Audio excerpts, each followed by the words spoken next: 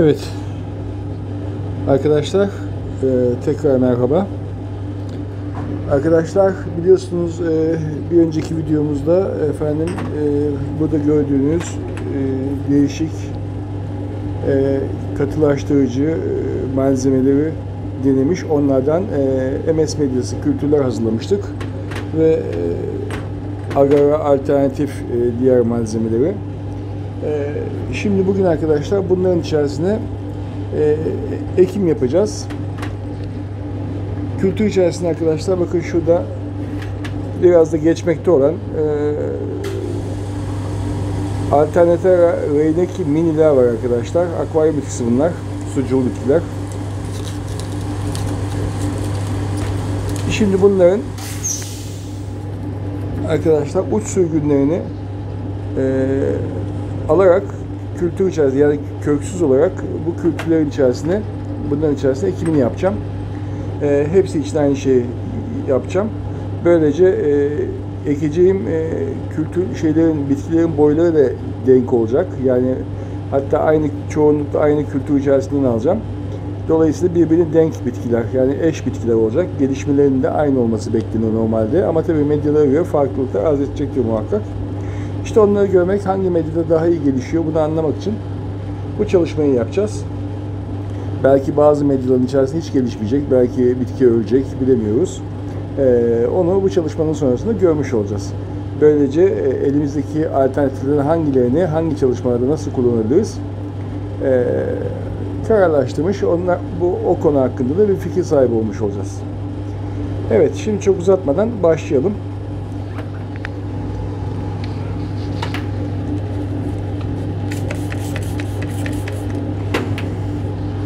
Şimdi her kültürden 3'er tane hazırlamıştık arkadaşlar, her malzemeden. Yani 13-14 tane malzememiz vardı. Bir tanesi ama hatırlarsanız jelatin jelleşmemişti. Onu aslında hazırlayacaktım tekrar ama hazırlayacak zaman bulamadım. Onu artık başka bir çalışmaya bırakacağız. Şimdi bugün 13 kültüre 13 farklı malzeme ekim gerçekleştireceğiz. Şimdi 3'er tane kültürümüz var her bir malzemeden. Tabii bu 39 tane kültür eder. Yani test için fazla bile. Ama şöyle yapabiliriz. Birer kültüre de arkadaşlar küçük orkide fileleri koyabilirim. Şimdi birazdan ona da karar vereceğim. Öyle olursa iki kültüre işte Alternatera Reineki mini, bir kültüre de orkide filesi koymuş olacağım. Böylece orkidelerin de gelişmesini, yani bu medyalar içerisindeki gelişmesini anlamış olacağız. Aslında medyalar derken yanlış oluyor. Medyalar MS arkadaşlar. Hepsi aynı, eş. Yani tek bir medyayı hazırladık. Muraşken sukuk 1/2 Muraşken sukuk hazırladık. İçerisinde muz katkısı var. Ve benzilemlöpürin var arkadaşlar. Hormon olarak. 2 mg/litre. Şimdi farklılık sadece katılaştırıcı ajanlar arkadaşlar. pH'leri da aynı. Bunların hepsinin aynı pH seviyesine ayarlandı. Yani kültürler arasındaki tek fark katılaştırıcılar arkadaşlar. Şimdi dolayısıyla bitkilerdeki gelişim farkı bize hangi kültürün daha verimli olduğunu gösterecek. Eğer o verim aldığımız kültür bir de maliyet olarak agrara göre çok daha alternatifliyse, o zaman belki bundan sonra çalışmalarımızda onu kullanacağız. Veya yoğunluklu olarak onu kullanacağız. Çünkü agrardan hiçbir zaman vazgeçemeyiz arkadaşlar. Çünkü bir de şöyle bir durum var. Her kültür çalışması aynı olmaz. Mesela işte çoğaltmak için kullanacağınız kültür başkadır. İşte kallus kültürü yapacağınız çalışmadaki medya başkadır. Başka olması gerekir. Yani mesela bu medyalar örneğin gelişmek için iyi sonuç verebilir ama kallus gelişiminde kötü sonuç verebilir. Bitki yani hücreyi öldürebilir vesaire, o tür şeyler olabilir. O yüzden onlara da ayrı ayrı çalışmak gerekir, o çalışmaları da. Evet, şimdi biz şu kültür içerisindeki sucul bitkiyi yeni medyalarımıza aktarmaya başlayalım.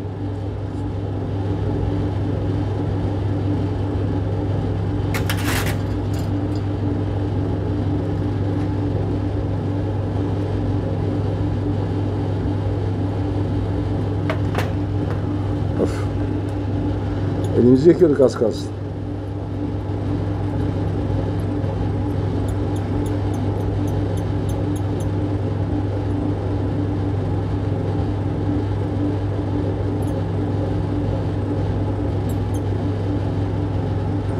Bir de bu alkol ocağıyla çalışırken çok dikkatli olmak lazım arkadaşlar. Çünkü bir yandan alkol çalıştığınız zaman da ocağı kullanıyorsunuz. Bir yandan burada bakın alkol var. Yani bu birbirine yakın olmaması gerekiyor tabi. Allah muhafaza devirip dökmemeniz gerekiyor. O yüzden aslında yani alkol yerine efendim cam sterilizer daha iyi. Bende var ama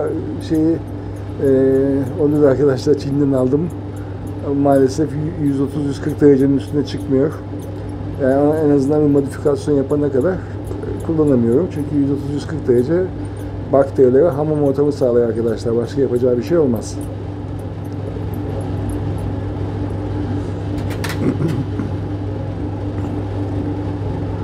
Ne diyorduk? Yani şu alkol yerine efendim cam sterilizer kullanmak daha iyi. Ocak yerine de arkadaşlar alkol ocağı yerine de efendim bunsen lambası kullanılabilir. Gaz. O da en azından dökülme derdi olmaz. Tabi aslında veya kullanabilirsiniz. Şimdi tabi bunu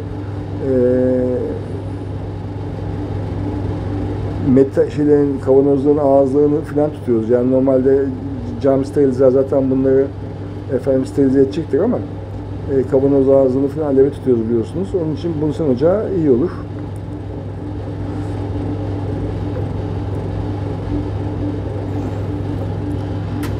Biz şimdi biraz dikkatli çalışacağız inşallah.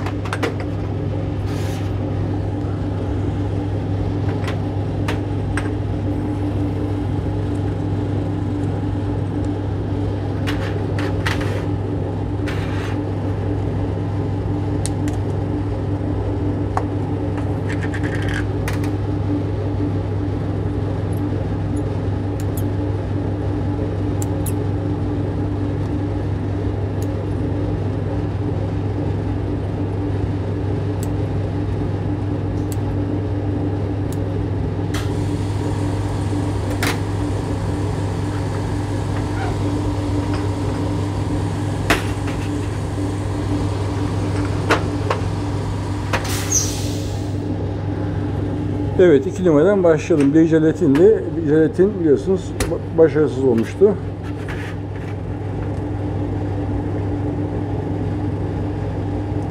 Hepsinin içerisine sadece tek bir sürgün ekeceğim arkadaşlar. Aslında belki 2 eksen daha mı iyi olur? Ne olur ne olmaz diye düşüneyim bir. Yok, bir tane yeterli.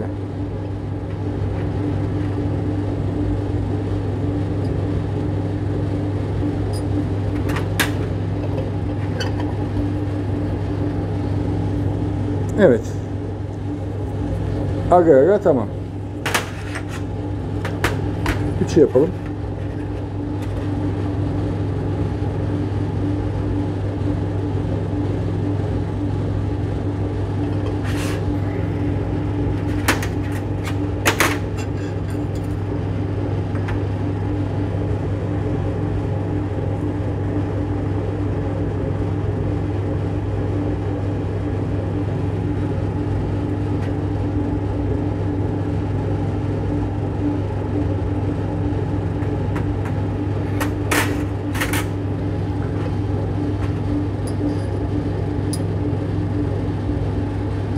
Evet, oldukça yumuşak bir jel arkadaşlar bu. 3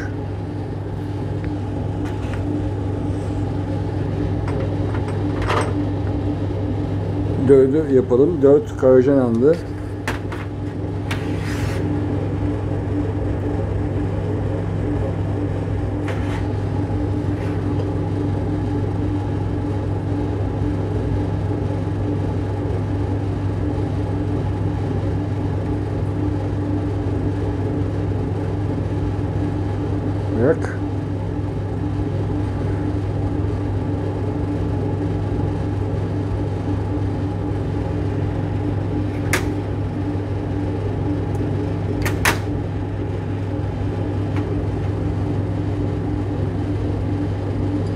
Evet, bu da yumuşak bir jel arkadaşlar.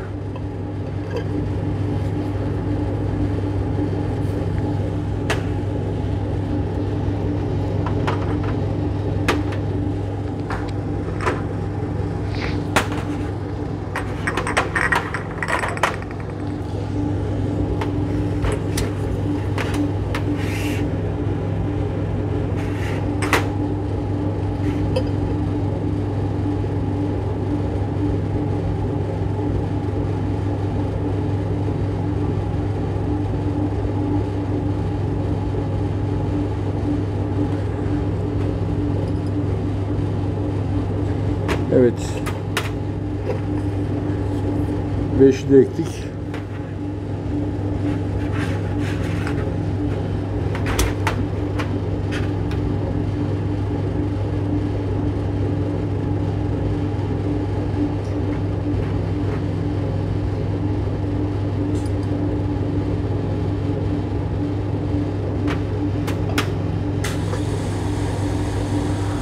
Evet, bu da bakın sıvılaşmış.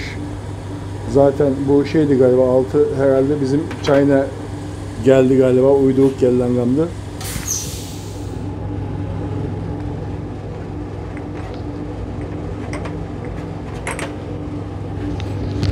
Şurada 8 geldi elime.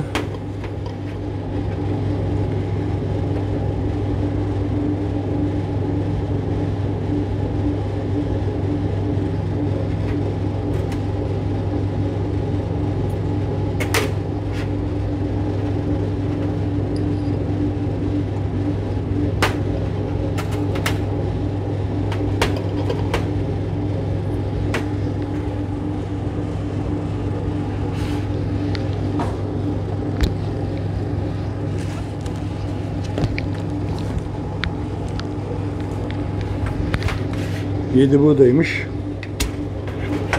7 guargam yanlış hatırlamıyorsam. Evet, yumuşak bir jel bu da.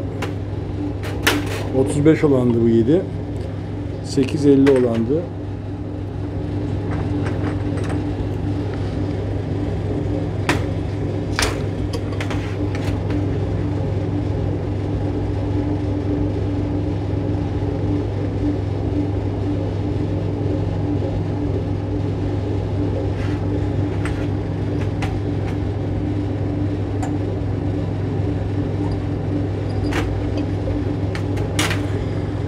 Evet, 9 da yani yumuşak bir jel.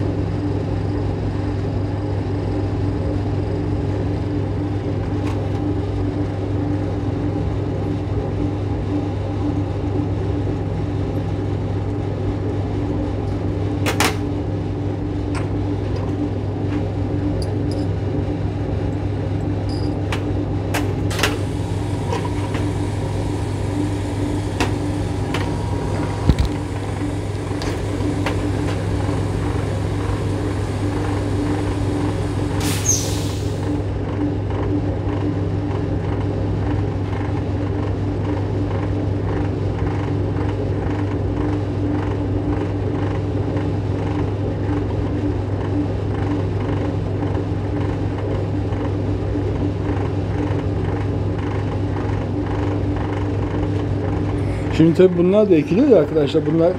Bu da sistemler var. Badlarını aldık. Ama tabii şeyler uç kısmında daha hızlı gelişiyor. O yüzden bizi yanıltmasın diye onları almayacağım şimdi. Şunu alacağız mesela.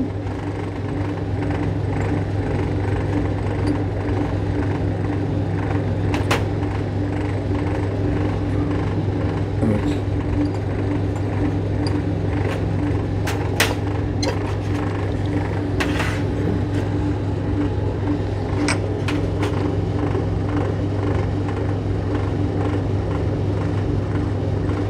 Yani normalde bunları da kültür alabiliriz.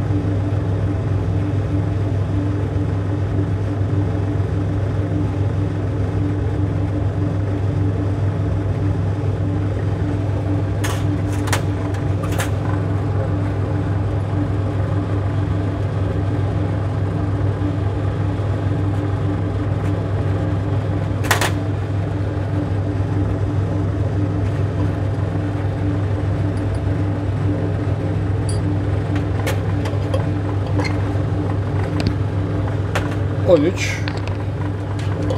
...14 perlit arkadaşlar.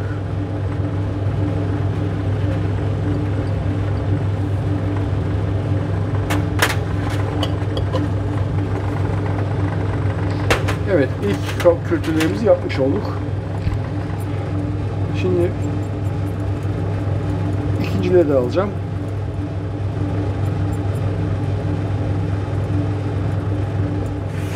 Evet, sadece 5'ten bir tane yapmışız. 5'ten bir tane daha yapacağız. Onu şimdi birazdan yaparım. Şimdi ikinci şeyde orkideleri yapacağım arkadaşlar. Yani bu kültürlerin hepsinin içine birer tane de orkide koyacağım. Ama bunları önce bir sarıp kaldıralım.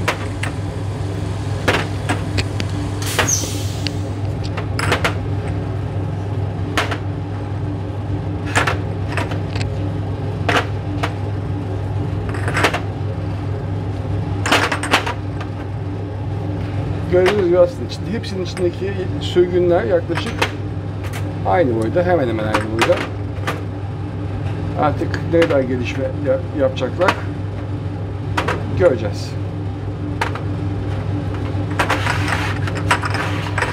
Evet, şimdi orkide için hazırlık yapayım. Onların ekibinde tekrar devam edeceğiz.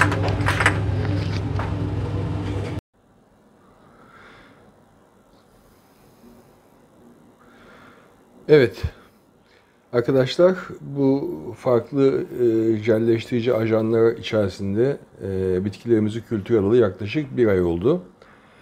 Şimdi şöyle bir bakalım. Bakalım sonuçlar nasılmış. Şimdi bu en başta bir numara hatırlarsanız jelatindi. O başarısız olmuştu arkadaşlar. Onu bu deneye katamadık. Şuradaki 2 numara arkadaşlar agar agar. Yani her zaman kullandığımız standart katılaştırıcı. Gördüğünüz gibi klasik bir gelişme var. İşte içindeki bitki, daha doğrusu bunların hepsinin içindeki bitki aynı bitki arkadaşlar. Hatırlarsınız hepsinden en uçlarından küçük bir sürgün ekmiştik her bir kültürün içerisine. Bakın gördüğünüz gibi gayet güzel bir şekilde kardeşlenmiş, çoğalmış. Efendim hatta bitkinin karakteristik rengi olan yaprakları kızarmış. Sanırım bakayım. Şimdi saymam lazım tabii içerisinde ama herhalde ondan fazla da sürgün var arkadaşlar içerisinde. Bir ay içerisindeki gelişimi bu. Agar-agar'ın. Onun ikincisine bakalım. Her bir kültürden 2 tane yapmıştık. Yaklaşık benzer bir gelişim var. Gördüğünüz gibi. Şu sağdaki biraz daha boylu gibi. Ama işte güzel bir gelişim var sonuç olarak agar-agar. Ama agar-agar'ı zaten biliyoruz. Önemli olan şimdi bunun diğerlerinin bu agar-agar'la olan karşılaştırmasını yapacağız. O yüzden agar-agar şöyle kenarda dursun. Şimdi gelin 3 numaraya. 3 numara neydi arkadaşlar? 3 numara efendim ksantangamdı.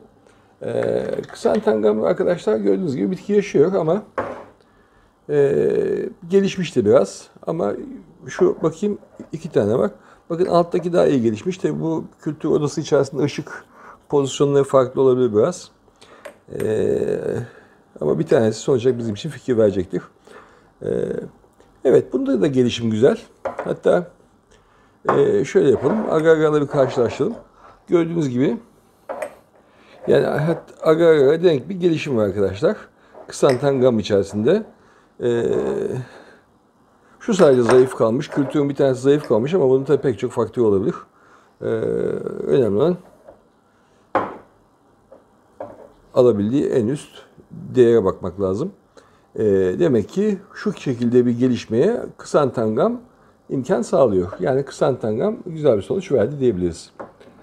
Şimdi diğerine bakalım. Diğeri neydi? Bu Karajanan'dı arkadaşlar. 4 numara. Şimdi onu şöyle alalım. Bakın 4 numara Karajanan. Şimdi gördüğünüz gibi Karajanan'ın içerisinde de güzel bir gelişme var. Ama bitki diğer şeye göre daha yeşil. Yani bakın agar-agar'a göre içerideki bitki daha yeşil.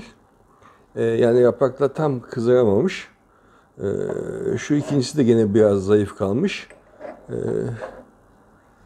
Ama gördüğünüz gibi Karajanan da rahatlıkla işte bitki doku kültürü çalışmalarında kullanılabilir. Çünkü çok agar-agar'dan çok uzak bir şey yok.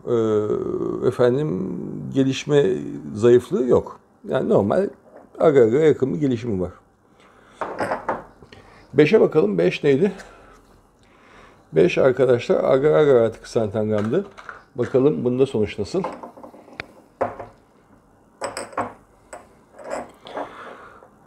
Şöyle yan yana koyalım. Evet gördüğünüz gibi bunda da yine ksantangram tek başına ksantangrama benzer bir sonuç var. Bunda da bitkiler güzel gelişmişler ama gördüğünüz gibi bakın kızaramamışlar. Ama tabii bu şey de olabilir. Şimdi mecburen ben bunu tabii daha dar bir alanda kültür odamda az bir yerde tuttum arkadaşlar. O yüzden ışık alma pozisyonuna göre bu şey değişebilir. Bitkinin renklenmesi, kırmızılaşması biraz ışıkla alakalı. Ondan da olabilir. Ama ben boyuna bakıyorum. Sürgüne gelişme işte kardeşlenmesine bakıyorum. Gayet güzele benziyor. Yani demek ki bu 5 numarayı da yani agar-agar artı ksantangram 1 gram agar 10 gram ksantangram kullanmıştık. Bunu da rahatlıkla kullanabiliriz. Burada tabii ne yapacağız? Maliyetlerine bakacağız en son. Şimdi 6 şu bizim şeyimiz arkadaşlar. Hatırlarsınız Çin malı gerlangamımızdı. Yani hiçbir jel şey yok. Jel kalitesi yoktu. Doğru düzgün bir jelleşme yoktu. Cıvık bir şey olmuştu. Ama gördüğünüz gibi gayet güzel bir gelişme var arkadaşlar içerisinde. Hatta agar-agar'dan bile güzel bir gelişme var. Demek ki iyi bir gellangam olsa hepten koparacak demek ki yani. Bakar mısınız? Neredeyse agar-agar'ın 2 katı şey var, sürgün var arkadaşlar. Ve bunların içindeki bütün medyalar aynı arkadaşlar. Hatırlarsanız hepsinde aynı medyayı kullandık. Yani medyalar farklı değil. Sadece şeyler farklı. Yani katılaştırıcılar farklı. Yani gellangam da çok güzel bir sonuç vermiş. Bu kadar kötü bir gellangam olmasına rağmen. Evet. Bakar mısınız şuna? Evet. Diğer langamı da koyalım yerine. Gelelim guargama 7. 35 gram. Litrede 35 gram guargam. Bu orkide olan. Orkide de ekmiştim çünkü. Gördüğünüz gibi sonuç çok kötü. Evet, bunda da sonuç çok kötü. Bitki yaşıyor ama bakın hemen hemen ektiğimiz boyda duyuyor arkadaşlar. Evet, bu boyda ekmiştik zaten bitkiyi hemen hemen. Evet, tek bir sürgün ekmiştik. Yani bıraktığımız yerde bitki duruyor. Guargam 35 gram guargam. Guargam işimizi çözmedi ki gördüğünüz gibi bunda da orkide vardı. Orkideyi de yani pek iyi olmamış, perişan etmiş. Ama tabii arkadaşlar bu kullandığımız şeylerin malzemelerin gıda kalite yani bu hassas kalite bir malzeme olmadığını tek hatırlatmak lazım. Bakalım şimdi 8'e bakalım. Bu da 50 gram guargamdı. Bakalım bunda da aynı mı sonuç? Bakın bunda biraz gelişme var. Bitki yaşıyor, ölmemiş. Ama zayıf bir gelişme var. Yani bir ay içerisinde bu kadar gelişme çok zayıf arkadaşlar. Eğer bir ay içerisinde bu gelişmeyle bu işi yaparsanız batarsınız arkadaşlar yani. Çünkü bu bitkinin satılır hale gelmesi bir yıl sürüyor. Bu gelişme hızıyla siz de batarsınız. Evet, bu diğeri hiç ölmüş gibi. Kontaminasyon da yok. Evet yani ama guargam pek parlak bir şey vaat etmiyor arkadaşlar. Yani iyi bir sonuç vaat etmiyor. En azından elimizdeki. Şimdi 9'a bakalım. 9 neydi? 9 modifiye patates nişastasıydı arkadaşlar. Bunu şöyle alalım, şuna bakalım. 9.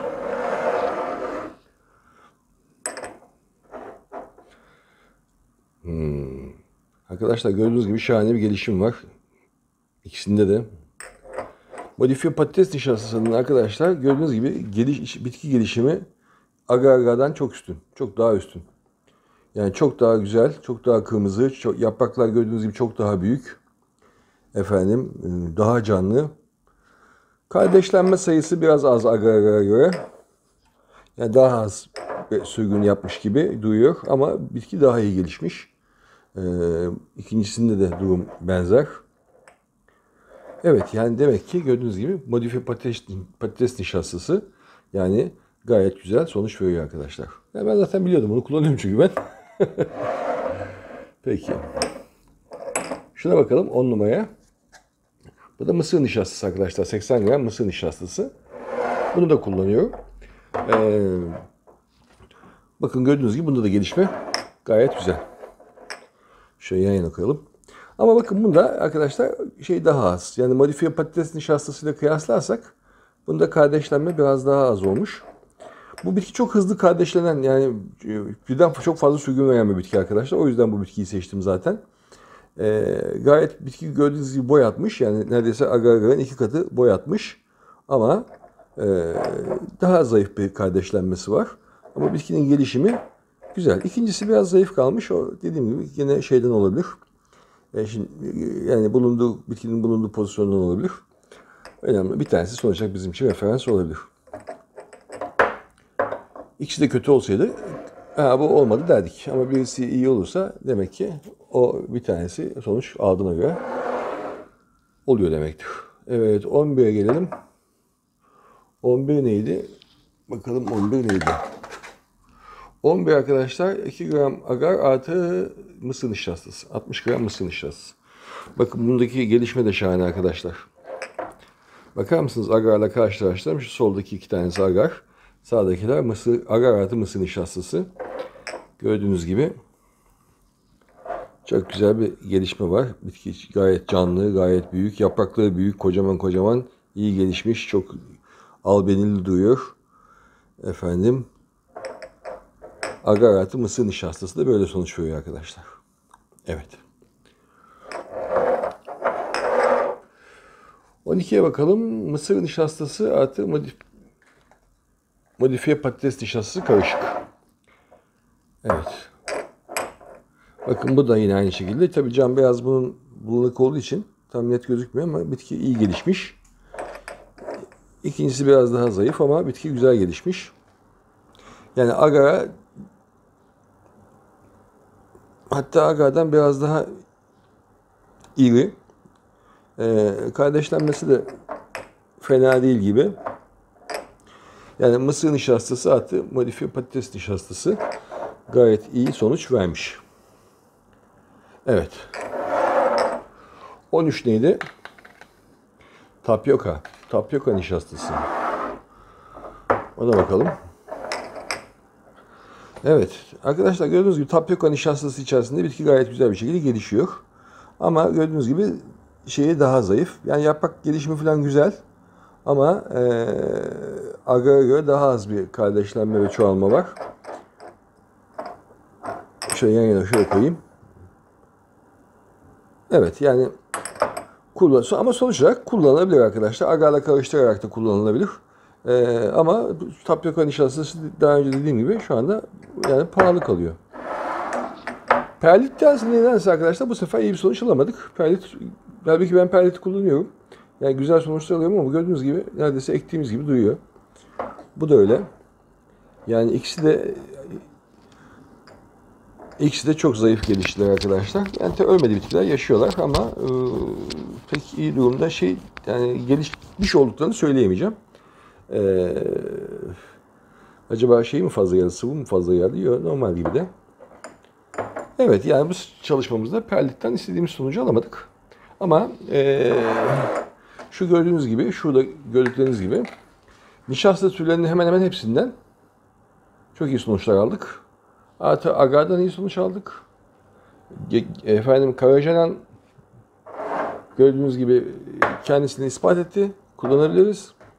Ve Gerlangam'ı zaten bahsetmeye gerek yok. Dandiği kötüsü bile Gerlangam'ım iş yapıyor arkadaşlar. Öyle söyleyebilirim. Evet. Bu çalışmada böylece sonuçlarını da almış olduk. Bununla ilgili eğer bu video içerisinde tanıtmayı veya göstermeyi unuttuğum ama aklınıza takılan bir şeyler olursa arkadaşlar lütfen yorumlara belirtin. Evet. Şimdilik bu kadar. Kendinize iyi bakın. Sonraki videolarımızda görüşmek üzere. Hoşça kalın.